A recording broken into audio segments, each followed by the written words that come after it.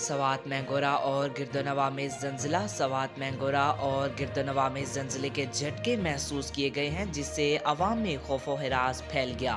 तफसीलात के मुताबिक सवात मingora और गिरदोनवा में ज़लज़ले के बायस लोगों में खौफो हिरास फैल गया और लोग घरों से कलमा तैयबा का विर्द करते हुए बाहर निकल आए।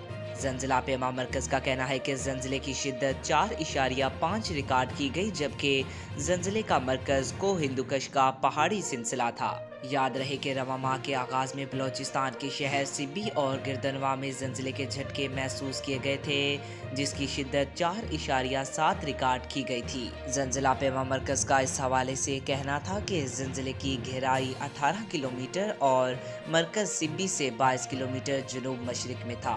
आज तक के लिए इतना ही। मज़ीद ऐसी मालूमाती वीडियो देखने के लिए हमारे चैनल को सब्सक्राइब करें। जल्द मुलाकात होगी एक और दिलचस्प खबर के साथ। तब तक के लिए अल्लाह हाफ़िज़।